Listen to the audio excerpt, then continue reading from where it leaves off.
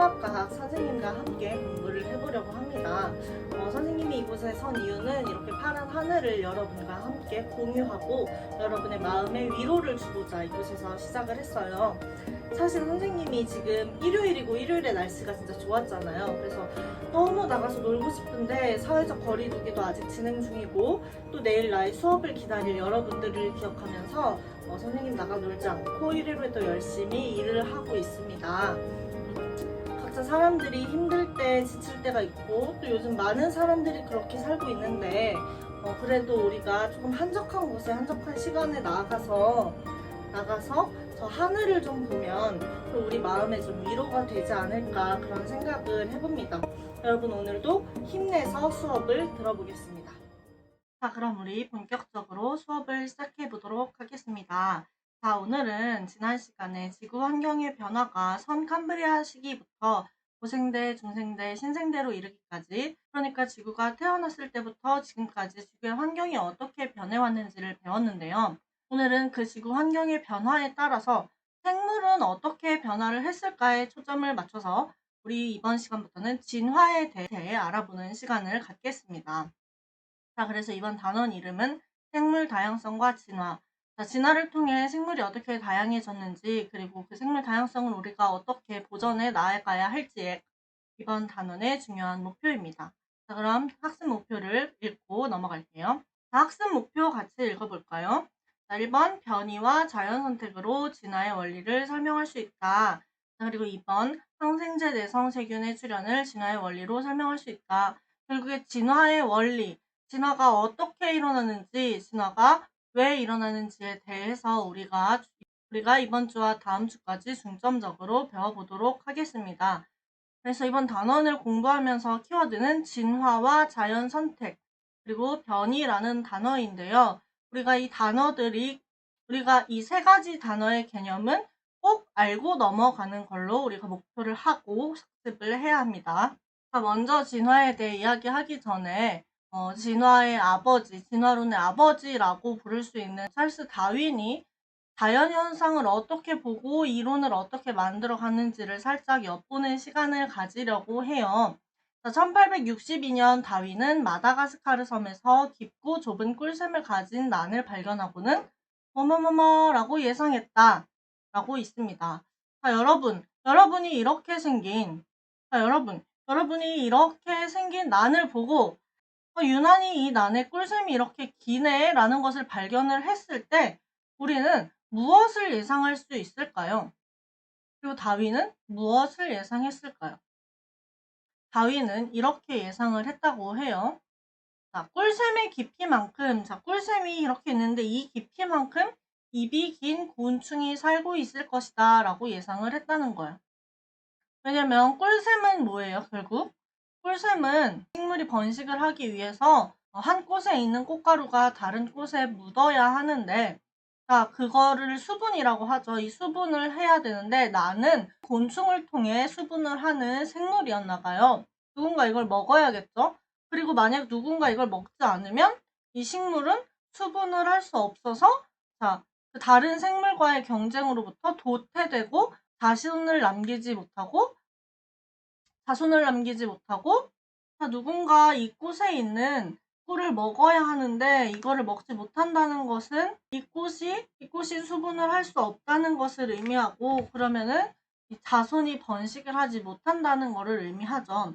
하지만 이 꽃이 지금 이 난이 이 섬에 있다는 것, 이 어버이로부터 이 형질을 물려받았다는 것은 이 꽃이 지금 수분을 할 수 있는 상태, 누군가 이 꽃을 수분을 해줄 수 있을 것이다 라고 다윈은 예상을 한 거죠. 굉장히 과학적인 설명이죠. 다윈은 이 당시에는 여행 중이었기 때문에 안타깝게도 이 곤충, 이 나방을 발견하지 못했습니다. 하지만 이렇게 세계를 돌아다니면서 자기가 관찰하고 예측한 것들을 기록으로 남겨놨고, 그 이후에 이게 발견이 돼서 다윈이 진짜 예상한 게 맞았다라는 것이 밝혀지게 되었죠. 다윈은 여러 가지 자연현상, 특별히 전 세계를 이렇게 돌아다니면서 생물이 나타나고 환경에 적응해 나가는 것을 보며 나름대로 생물의 변화, 그리고 생물이 자연에 적응해서 살아가는 것에 대한 어떤 과학적인 원리와 설명이 다윈에게는 있었을 거라고 생각을 해요. 이래서 다윈이 이런 것들을 종합해서 만든 것이 다윈의 자연 선택 이론이지요. 그러면 우리 진화에 대해서 조금 더 자세히 살펴보겠습니다. 생각해보기 위해서는요, 여러분들의 이해를 돕기 위해서 진화가 어떤 것인지에 대해서 선생님이 설명하고자 그림 두 개를 가지고 왔습니다. 보통 사람들이 대진화, 소진화라고 이야기를 하는데, 교과서에는 개념이 혼재돼 있어서 이것도 진화가 맞고 저것도 진화가 맞구나 라고 생각하고 넘어가시면 될 것 같아요. 먼저 나오는 거는 우리가 지난 시간에 배웠던 내용이랑 연결되는 내용입니다. 지구의 환경이 오랜 시간 동안 계속 변화함에 따라서 수많은 생물들이 멸종하기도 하고 멸종된 비어있는 지구에 새로운 종들이 생기기도 했습니다.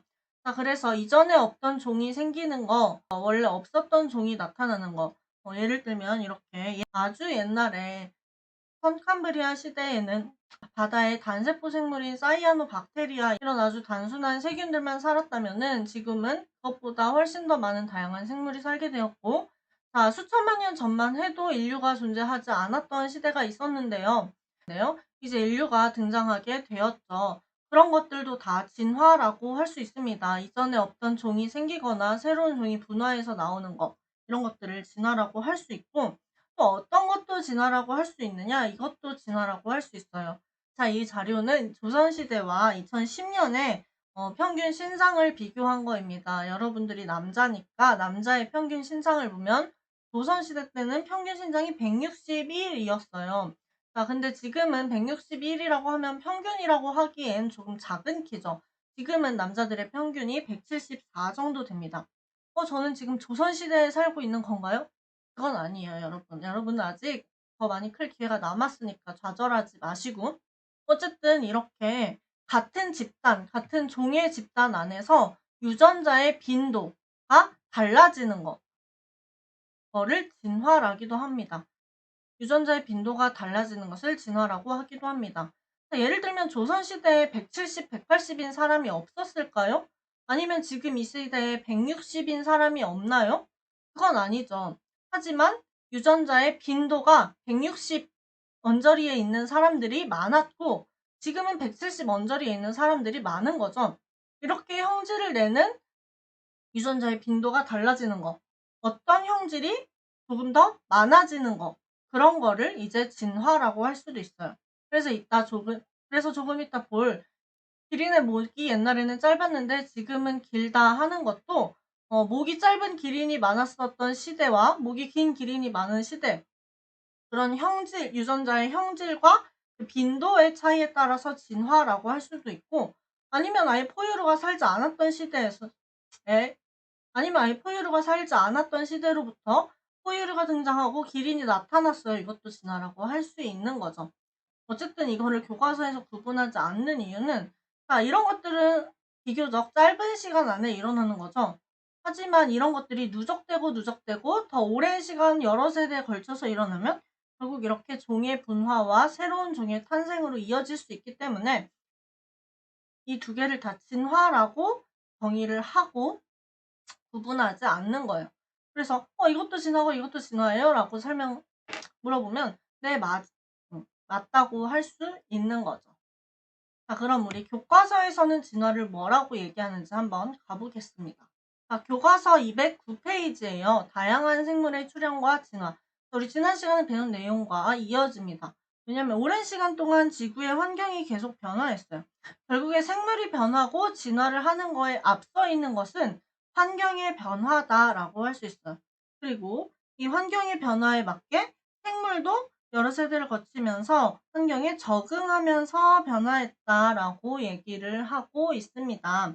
그래서 여기 진화에 대한 정의를 잘 설명을 해주는데, 생물이 오랜 세월 동안 여러 세대를 거치면서 환경에 적응하여 변화하는 현상을 진화라고 한다라고 했어요. 진화라는 것은 오랜 세월이 필요한 것이고, 세월만 오래 지났다고 되는 게 아니라 그 시간 동안에 환경이 변하면서 그 환경에 적응하는 거, 이 적응하는 게 진화다. 그래서 생물이 오랜 시간에 걸쳐서 변하는 현상을 진화라고 한다라고 합니다. 현상. 자, 그러면 여러분 앞에 배운 개념 가지고 잠깐 짧은 퀴즈를 하나 풀어볼 건데, 자, 다음 중 진화인 것을 모두 고르면 어떤 게 진화일까요? 1번, 우리 부모님은 쌍꺼풀이 있지만 나는 호커풀이다. 이거 생물이 변한 것 같아요. 세대가 지났어요. 하지만 이것은 진화라고 할 수가 없어요. 그치? 오랜 세월이 흐르지도 않았고, 왜냐면 한 세대밖에 흐르지 않았기 때문에. 그리고 이거는 생물의 변화라고 하기보다는 부모님에게 호커풀이 유전자가 있었는데 그게 숨어 있다가 나타난 거니까 이거는 약간 유전적인 개념이고 진화라고는 할 수 없습니다. 예전에는 길이는 목이 짧았지만 지금은 길다. 예전이 언젠지 모르지만 우리가 알고 있는 시대는 아니죠. 아주 먼 옛날이었을 거고, 생물의 특성이 변했습니다. 자, 생물의 형질의 특성이 아예 변한 거예요. 그 집단 자체가 변한 거를 진화라고 할 수 있는 거죠. 자, 우리 반 친구들은 생김새와 성격이 모두 다 다르다는 뭘까요? 생물이 달라?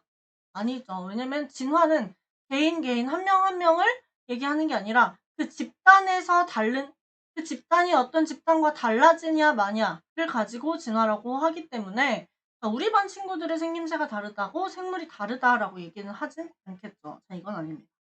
먹이에 따라서 새 부리의 모양이 다 다르다. 이거는 이곳에 있는 새들은 이런 부리 모양을 가졌고 저곳에 있는 새들은 저런 부리 모양을 가졌고, 자, 이곳에 있는 새들과 이쪽에 있는 새들의 집단이 아예 다른 거죠. 집단이 달라지면서 집단이 아예 다른 형질로 분리됐어. 이건 왜 때문이야? 먹이가, 즉 환경이 바뀌었기 때문이죠. 그래서 이거는 진화라고 할 수 있습니다. 그리고 이게 문제에 나와 있지 않겠지만 오랜 시간에 걸쳐서 달라졌겠죠, 당연히. 자, 옛날에는 딸기가 달지 않아서 설탕을 찍어 먹어야 했지만 지금은 딸기가 달아졌다.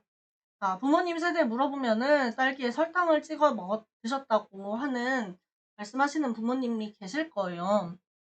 불과 30-40년 전만 해도 딸기가 이렇게 흔하지도 않았고 이렇게 달고 맛있지도 않았어요. 그래서 설탕을 찍어 먹었어야 했는데, 자, 유전자 개량, 품종 개량 덕분에 딸기가 달아졌죠.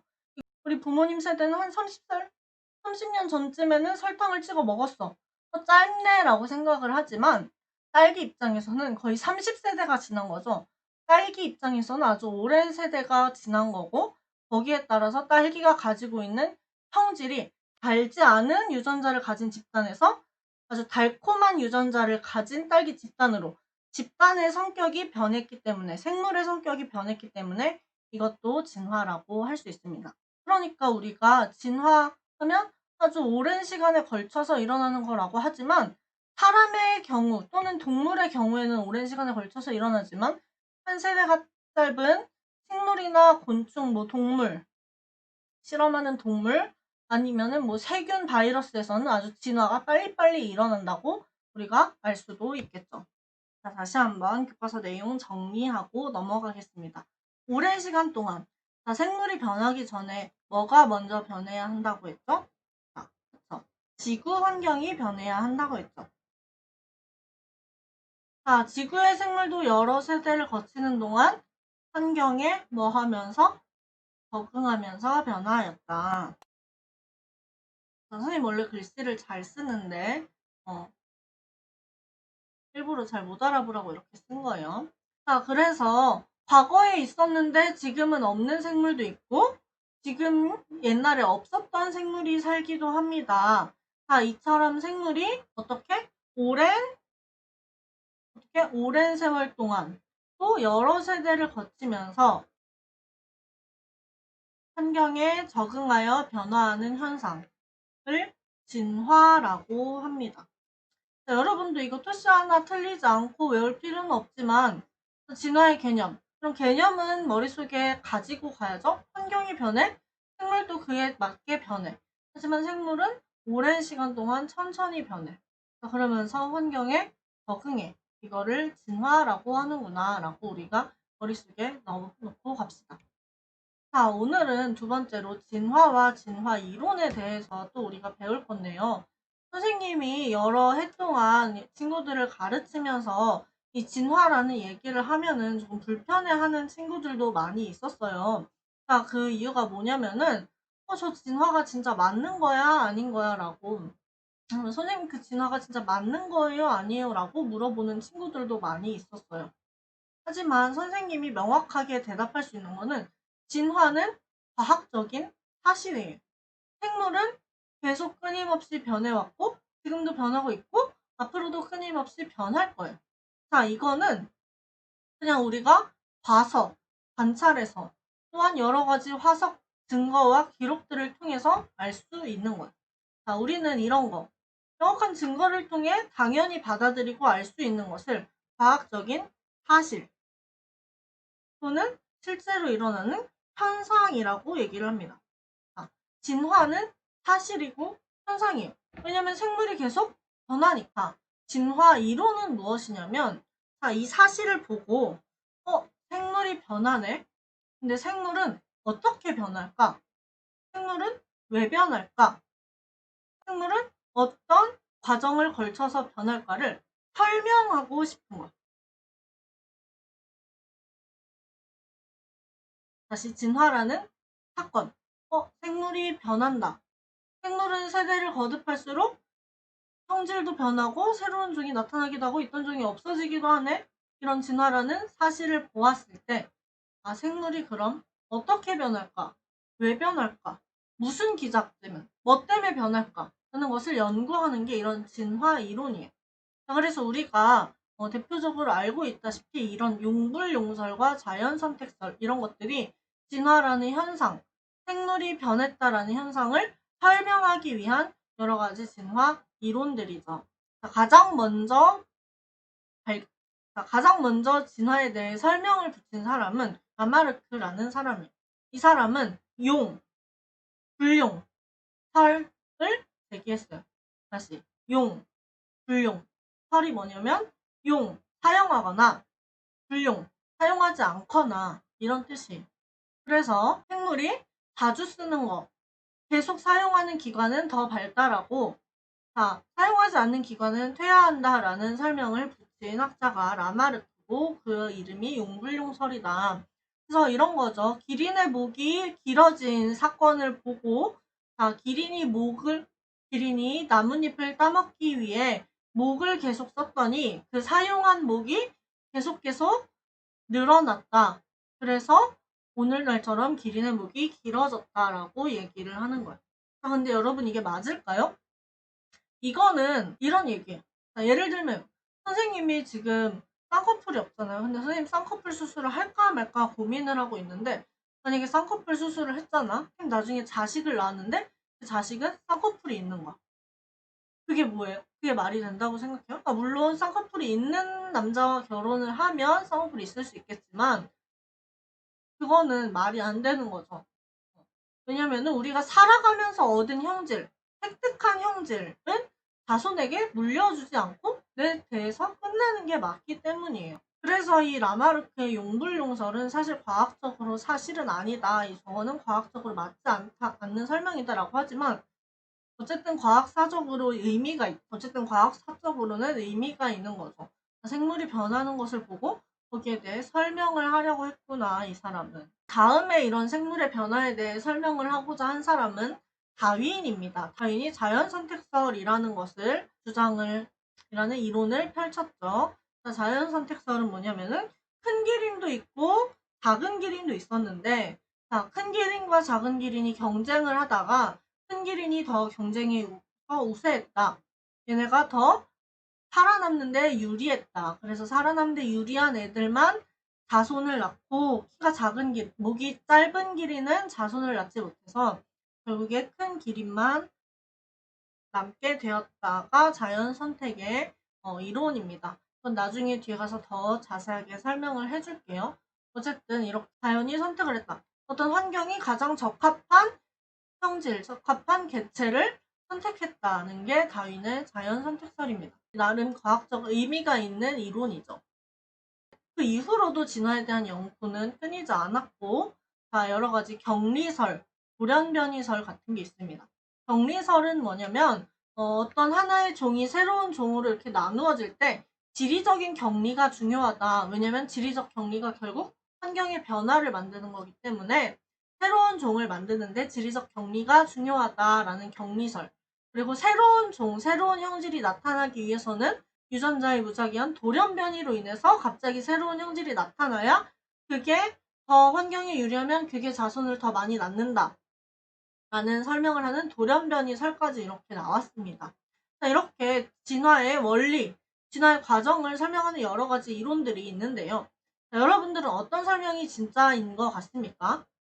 사실은 라마르크의 용불용선을 제외한 다윈 이후의 진화론들은 다윈의 자연선택설을 기반으로 해서 어떻게 새로운 형질이 나타나는지, 어떻게 새로운 종이 분화되는지에 대한 설명만 추가됐을 뿐 환경이 더 적합한 개체가 자손을 남아서 살아남고 그 개체의 형질이 선택된다는 거에 따른 말에서는 다 다윈의 자연선택설을 내포하고 있는 개념이야. 그래서 격리설도 맞고 돌연변이설도 맞고 자연선택설도 맞아요. 그래서 요즘에는 이렇게 현대 종합설, 여태까지 나왔던 많은 이론들을 종합해서 현대 종합설을 얘기를 했는데요. 이런 거죠. 자, 들판에 토끼가 신나게 살고 있었어요. 근데 갑자기 중간에 하천이 생겼어요. 자, 이거는 뭐예요? 지리적으로 격리가 된 거죠. 지리적 격리가 일어났고, 자, 격리가 일어난 곳에서 각자 갈색 토끼, 회색 토끼가 나왔어. 이거는 무슨 의미예요? 돌연변이가 생긴 거죠. 자, 근데 지리적 격리가 돼서 돌연변이가 무작위로 생기는데 여기도 갈색 토끼가 나오고 여기도 갈색 토끼가 나올 확률 달라졌는데 같은 형질의 돌연변이가 나올 확률은 매우 적어요. 왜냐면은 돌연변이는 아무렇게나 무작위로 일어나는 거기 때문에. 근데 여기는 또 어떤 새로운 애가, 여기는 또 어떤 새로운 애가 나왔는데 많은 시간이 지나다 보니까 걔네들이 환경에 잘 적응을 해서 걔네가 원래 있던 흰 토끼보다 잘 살아남았다. 이거는 뭐죠? 자연선택이죠. 그렇게 되면은 이제 지리적 격리가 해제돼도 이제 하천이 없어지거나 얘네가 임의로 이렇게 만나게 되어도 서로 다른 종이 돼서 이제 더 이상 교배가 불가능한 새로운 종이 탄생할 수 있다라고 하는 게 이런 현대 종합설입니다. 자, 여기 설명이 잘 써있네요. 자, 오늘은 여러분에게 진화에 대한 개념을 설명해 드렸고 또 여러 과학자들이 어떻게 진화를 해석했고 그 현상을 설명하려고 했는지 진화 이론에 대해서 배웠습니다. 이 시간에는 다윈이 말한 자연선택설에 대해서 조금 더 집중적으로 배우는 시간을 가질게요. 여러분 공부하느라 너무 수고 많으셨고 우리 쌍방향 수업 시간에 만나기로 해요.